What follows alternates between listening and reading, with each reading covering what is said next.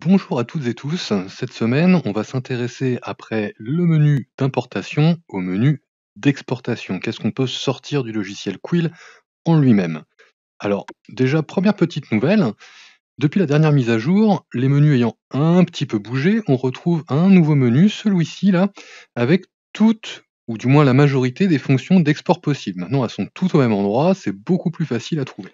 Donc, première chose que l'on peut exporter de manière classique, le petit appareil photo en haut, et donc on peut exporter des images, on peut capturer des photos dans Quill directement. Donc on a plusieurs types d'images que l'on peut capturer directement, des images 2D, des panoramas sphériques en 360, des cube maps, donc des skybox donc dans des cubes, hein, c'est un format cubique, et le RGBD qui est en fait les images que l'on voit des fois passer sur Facebook pas mal, qui créent une espèce de fausse 3D. Vous savez, quand avec le téléphone ou l'iPad, quand on bouge l'écran, on a l'impression d'avoir une espèce de parallaxe qui se crée. Donc dans Quill, on peut créer ça automatiquement, on va voir tout ça très rapidement.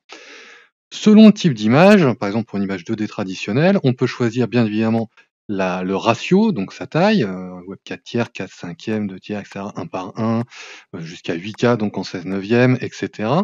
Et évidemment, on peut définir sa hauteur et sa largeur, les inverser si vous voulez faire un format vertical, etc. Là, c'est complètement libre.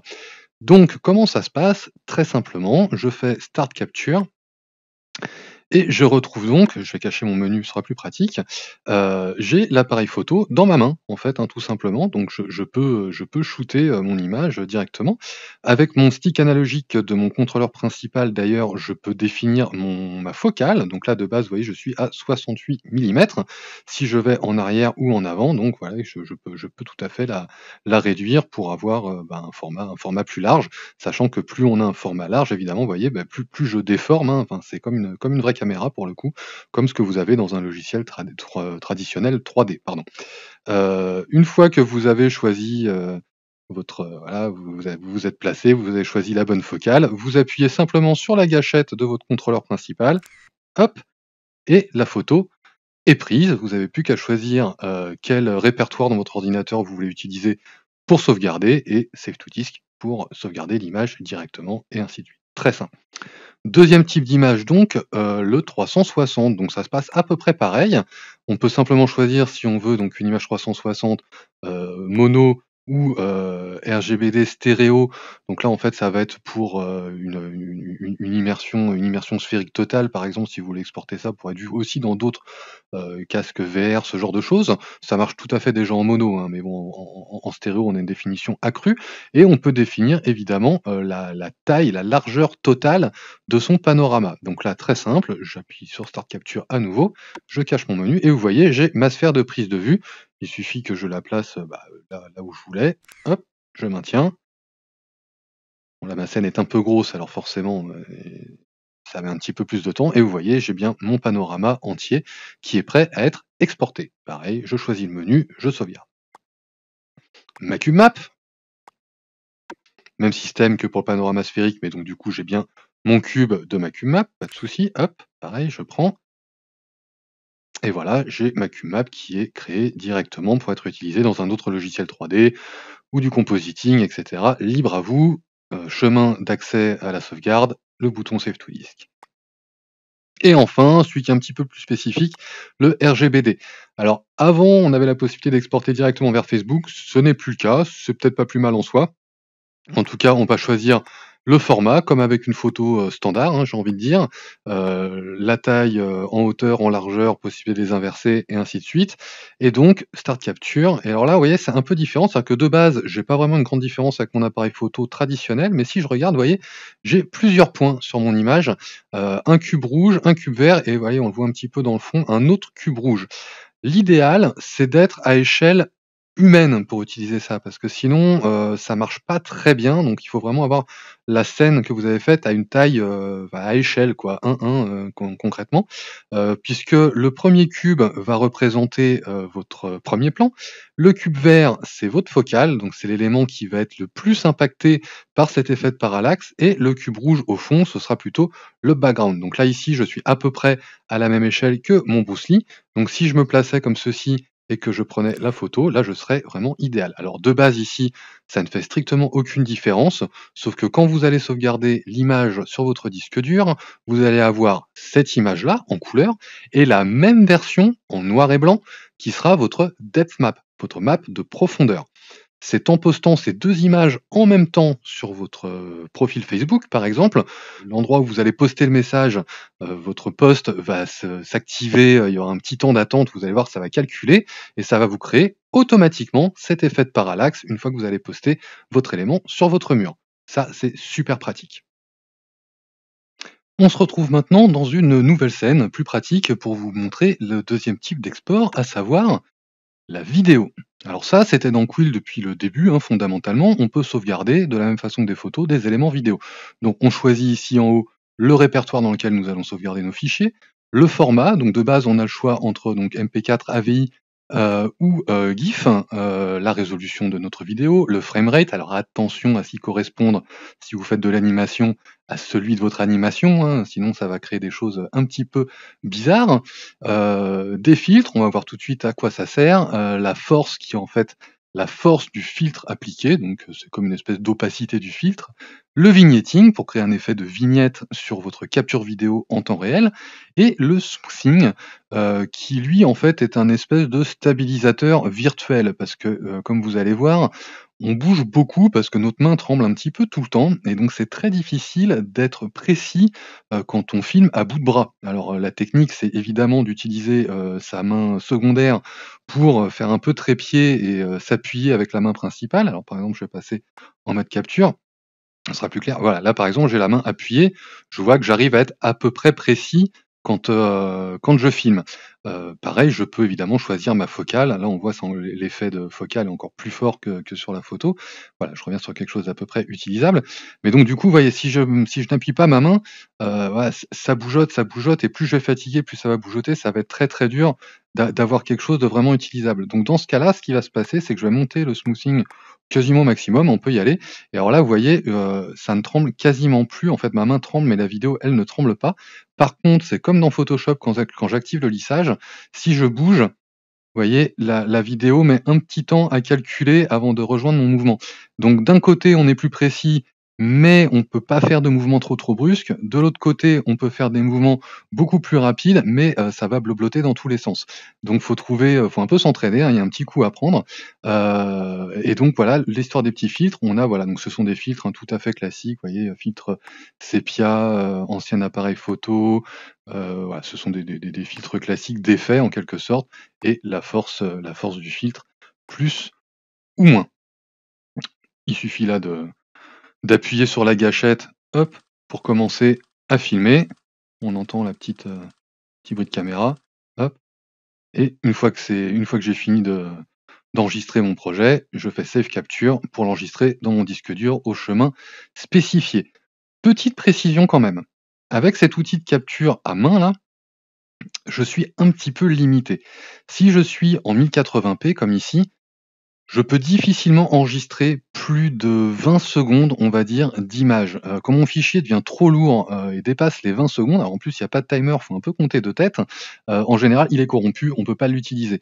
Donc la technique, c'est d'enregistrer plusieurs petites vidéos et les monter dans un logiciel comme Premiere, Vegas Pro, celui que vous utilisez d'habitude. Mais heureusement, alléluia, nouvelle option. Donc ceci, le render camera, c'est une option qui vient d'être ajoutée lors de la dernière mise à jour de Quill, hein, donc qui a ajouté quand même pas mal de nouvelles fonctions, et du coup ça tombe très bien, la vidéo arrive que maintenant, sinon on ne l'aurait pas eu, il aurait fallu en refaire une. Donc ces caméras de rendu, c'est un nouvel outil. C'est un calque, donc je vais retourner dans le menu calque, et je vois que j'ai une nouvelle icône qui est apparue par rapport au tuto sur le menu des calques d'il y a pas si longtemps, qui s'appelle donc New Camera. Et je peux, là par exemple ici, j'ai normalement un menu voilà cam, où je vois que j'ai placé en l'occurrence 5 caméras. Je peux en placer, a priori autant que je veux dans la scène, il n'y a pas spécialement de limite. D'ailleurs, là j'en ai une caméra room, si je l'active, je vois que voilà, sur ma gauche, j'ai une caméra là qui est placée et qui attend que je m'en serve. Donc cette caméra, fondamentalement, je peux la déplacer, vous voyez là, quand je la sélectionne, je vois ce qu'elle voit en elle-même et je peux donc aller la bouger directement. À noter qu'elles ont, comme dans beaucoup de caméras de logiciels 3D, une zone de clipping qui n'est pas apparente. Donc, il faut essayer d'avoir la caméra relativement à l'échelle de l'endroit où vous vous situez. Parce que si votre caméra est beaucoup trop grosse par rapport à votre scène, il est possible que vous n'ayez rien, en fait, que l'écran de la caméra soit grisé, auquel cas ça veut simplement dire que votre zone de clipping est atteinte. Donc, vous la réduisez et le problème est réglé. Alors, ces nouvelles caméras, elles ont plein de choses très particulières. Déjà, elles ont des options de calque où je peux choisir mon FOV, donc ma distance focale. De base, là, elle est à 21 mm avec un FOV de 30. Très bien, c'est à peu près ce qu'il faut, on est relativement à l'échelle humaine. Donc, le menu caméra pour régler son point de vue. Et quand je vais donc dans mon menu d'export de mes caméras de rendu, je peux déjà choisir quelle caméra dans ma scène je vais prévisualiser. Donc là, en l'occurrence, je vais rester sur ma caméra room. L'endroit dans mon ordinateur où je vais la sauvegarder, renommer ma caméra si besoin, quel type d'export je vais utiliser pour ma caméra. Donc là, en l'occurrence, mon mono 2D logique, mais je peux aussi faire des captures 360 avec. Donc vraiment faire là une animation en 360 pour l'exporter. La qualité de rendu, donc on a différentes basses, hautes ou médium, classiques. Le type de codec que vous allez utiliser pour enregistrer, le OpenH264 marche très bien, malgré ce qu'il me dit en dessous d'update de ma carte graphique, on n'en tient absolument pas compte. Et donc du coup, voilà, la résolution, le framerate et la durée. Donc là, ce que je vais faire, c'est que je vais cliquer sur Preview, et donc je vois Preview, qu'est-ce que ma caméra fait concrètement. C'est-à-dire que là, pour le coup, celle-ci, bon là je l'ai un peu bougée, donc ça va faire n'importe quoi, mais elle était animée. Donc puisqu'elle est animée sur ma timeline, j'avais choisi que mon animation dure à peu près 36 secondes. Donc coucou les petites sorcières qui passent. Donc ma caméra est animée sur 36 secondes. Je peux voilà voir tout ce qu'elle est censée voir. Je vais revenir par exemple sur quel type de caméra. Voilà, on avait la caméra des balais. Voilà, par exemple, là j'ai ma caméra qui est celle qui est tout en haut là, accrochée sur mon balai. Et ben, je peux prévisualiser où que je sois dans ma scène, ce qu'elle va voir, ce que je vais filmer. Ça, c'est impeccable. Dernière petite chose au niveau de ces caméras, nous avons donc un nouveau menu aussi ici qui concerne les réglages fins de ma caméra. Et donc là, je vais voir à l'endroit où je suis maintenant. Donc là, comme j'ai fait pause dans mon animation, on voit mon petit balai là-haut sur lequel est placée ma caméra. C'est exactement ce que je suis en train de visualiser sur mon petit moniteur ici. Et donc, je vais pouvoir afficher des grilles pour travailler, pourquoi pas, ma composition. Donc ça, c'est vraiment super. Et surtout définir quel ratio va avoir ma caméra directement, et également la taille de ce que je vais filmer. Donc là, je suis en 4K par exemple, mais je peux monter jusqu'à 8K. Donc vraiment, on a une souplesse maintenant, enfin vraiment incroyable par rapport à l'ancien outil de caméra, puisqu'on peut vraiment, comme dans un petit film, placer toutes ces différentes caméras dans son projet et les rendre les unes après les autres. Il n'y a plus qu'à monter le final, mais on n'est plus du tout limité aux 20 secondes. On peut vraiment faire des vidéos de 10 minutes si on veut, hein. On a un utilisateur du forum qui Virtual Animation pour le coup, qui a enregistré 10 minutes en 8K pour tester, ça a marché sans aucun problème. Autre type d'export possible encore, l'export vers des fichiers 3D. Mais oui, effectivement, on ne va pas rester enfermé dans Quill pour toujours. On peut tout à fait exporter ce qu'on a créé dans Quill en tant qu'objet 3D pour le travailler dans son logiciel 3D traditionnel habituel, que ce soit Blender, CAD, Maya, 3ds Max, j'en passe, ce que vous voulez, pour faire des rendus photoréalistes, pour profiter d'une global light et de tous les réglages possibles dans un logiciel de 3D traditionnel. Donc voilà, c'est possible avec ce dernier menu, donc export vers fichier 3D. Vous choisissez l'endroit où vous voulez l'exporter, vous nommez votre fichier et donc au choix, vous allez avoir du FBX, de l'alambic qui lui sera utile parce qu'il permet de garder l'animation au sein du fichier. Donc ça va permettre de, par exemple, vous l'ouvrez dans Blender, vous allez récupérer exactement ce que vous avez là. L'animation, les couleurs de vertex, tout ce que vous voulez. À noter quand même une chose, toute l'animation s'exporte, sauf l'animation par keyframe. On verra ça dans les tutos sur l'animation. Mais heureusement pour nous, ce n'est pas grave, on a des fonctions de baking de keyframe dans Quill qui permettent de pallier à ce petit contretemps, ce petit souci en lui-même. Mais je suis sûr qu'à un moment, ils trouveront une solution et qu'il n'y aura même plus besoin de le faire. En tout cas, à l'heure actuelle, c'est encore le cas. En plus de l'alambic, on a d'autres types de fichiers. Là, par exemple, voilà, celui il prend pas l'animation en compte pour l'instant, donc format USD, USDZ. IMM, etc., etc. On revient, on va dire, aux 2 qui nous intéressent le plus, FBX et alambic.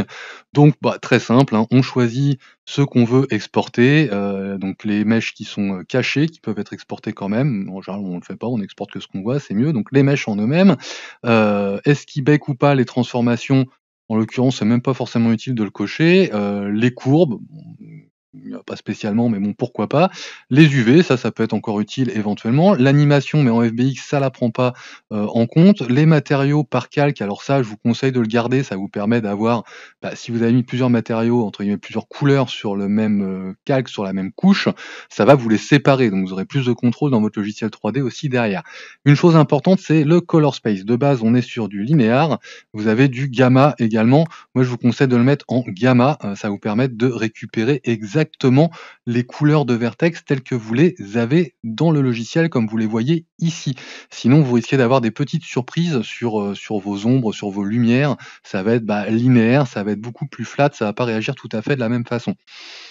En alambic, même chose, vous retrouvez à peu près les mêmes options, à part les attributs, les extra attributes et séparer, l'alpha pour, si vous aviez de la transparence par exemple. Mais en général, on va garder export mesh, export animation, pourquoi pas les UV si ça vous sert et évidemment le color space à changer ou pas. Là après de toute façon vous pouvez tester, hein, j'ai envie de dire et voir ce qui vous convient le mieux pour retravailler derrière. Donc par exemple, cette magnifique, petite scène très rapide faite en quelques minutes avec un petit oiseau qui se dandine à la base, les arbres et cetera. Je l'ai exportée, dans Blender pour la retravailler. Vous devez voir les images en ce moment pour, vous donner une petite idée de ce qui est possible de faire. Ce qui m'a permis d'animer, très rapidement avec des textures beaucoup plus réalistes, là où j'aurais mis un temps fou si j'avais dû tout faire en sculpte directement, dans Blender. Beaucoup moins évident à la souris. Vous voyez mon petit oiseau, qui se dandine avec son petit regard, très intelligent et voilà ce qui nous arrange. Dernier type d'export possible, l'export vers l'Oculus TV ou vers le Quill Theater et également donc le site qui est Oculus Media Studio. Donc au préalable, il faut se créer un compte. Là, il n'y a rien qui m'est précisé puisque j'en ai déjà un, mais si ce n'était pas le cas, sur cet écran ici, donc en cliquant sur la petite icône Oculus, ça vous invite très gentiment à aller sur le site avec le lien à cliquer directement pour vous créer un compte. Une fois que votre compte est créé, vous avez accès à un portfolio virtuel. Pour exporter vers l'Oculus TV ou le Cool Theater, il y a quelques petites spécifications à atteindre. Alors, pour exporter son média vers l'Oculus Media Studio, l'Oculus TV ou et le Quillstater, c'est un peu tout en même temps, il va falloir vérifier qu'on ait quand même quelques spécifications. C'est-à-dire que première chose, il faut se rendre dans le menu performance, qui est ici maintenant, et vérifier que tout est normalement dans le vert. Bon, pas de bol, sur ce projet qui est exporté pourtant, je suis limite. Donc on voit qu'en mémoire, pas de problème, je consomme très peu. Androcall, je suis pile 65 sur 65, vous voyez, ça me dit ready for mobile VR, mais alors vraiment warning quand même, hein, on est chaud. Et en triangle, 1 million 1 sur 1 million 2. Et au niveau de la musique, pareil, là j'ai pas grand chose, j'ai qu'un seul morceau qui est même pas actif, là j'ai désactivé pour pas qu'on soit gêné. Donc on est à 0 sur 20, j'aurais été à 1 sur 20, on est large. Mais en tout cas, techniquement, ça passe. Donc là, ça me dit, je suis pas en rouge, ça me dit ready, ok, je peux y aller. Donc du coup, je retourne là-dedans, il dit OK, vous avez rempli les requirements, vous pouvez continuer. Il faut que je sauvegarde mon fichier, parce qu'effectivement, au cas où ça plante, il me rappelle quand même pas mal que ce serait pas mal de le sauvegarder. Donc je retourne ici, je le sauvegarde un coup, puis je reviens dans ma page principale. Alors je vous rassure, on va faire un tuto dédié plus tard sur comment exporter en détail. Mais donc concrètement ici, je pourrais, donc il y est déjà, je ne vais pas le refaire, mais donner un titre à mon projet pour que ce sera le titre que les autres personnes qui veulent aller dedans tester pourront voir. La description, de base, ça me met partagé par Quill, mais je pourrais rajouter n'importe quoi, sachant que c'est éditable aussi une fois que vous l'avez publié sur Internet, hein, pas de problème.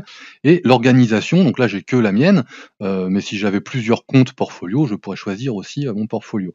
Je peux choisir de mettre donc les images de mon projet ou pas dessus, et donc de faire une prévisualisation, hop, et donc si je vais donc dans Preview, c'est à ça que ressemblera mon projet dans le Quill Theater ou l'Oculus TV. Donc j'ai bien mon projet et l'animation qui tourne, ayant désactivé la musique, là je ne l'ai pas, mais normalement il y a de la musique, et je vois bien donc mes différentes caméras où je peux me placer, voilà, hop, attention, ouh là là, ça vole, ouh, je suis sur mon balai, Bon là, en étant debout, c'est pas forcément le plus confortable, là, mon petit appartement où j'étais il y a quelques instants et voilà, donc là, vous pouvez vérifier que votre projet fonctionne tout à fait correctement. Nous allons ressortir et là, si je le souhaitais, je pourrais continuer et aller jusqu'à l'export, bien évidemment. Hop, je repose ça ici. À noter quand même, petite spécification, que pour pouvoir exporter, vous voyez que j'avais différentes caméras. Hop, toi, viens ici. Et donc mes caméras, ce sont mes spawn points. Alors on verra ça en détail quand on expliquera l'export et les spawn points en eux-mêmes. Mais donc juste à savoir que, par exemple, vous voyez ici, Initial Spawn Area, il faut que je définisse des endroits où mes caméras seront placées. Donc pour chacune, voilà, j'aurai différents paramètres à activer. Une capture d'image, qui est celle qu'on va retrouver dans le Quick qu'il va falloir que je fasse, un petit screenshot pour chacune de mes caméras pour les expliciter. Ce sont les petites spécifications. De toute façon, dès qu'il y a quelque chose qui manque, le menu d'export de Quill vous reprécise instantanément, voilà, attention, dans les requirements, il vous manque quelque chose, warning. En tout cas, voilà, vous pouvez très facilement exporter votre projet pour que tout le monde en profite et ça, c'est génial. En tout cas, moi je vous dis à la semaine prochaine où on va enfin commencer à parler animation, simplement d'abord, et puis on va rentrer petit à petit dans le compliqué, et je vous dis au revoir de mon appartement.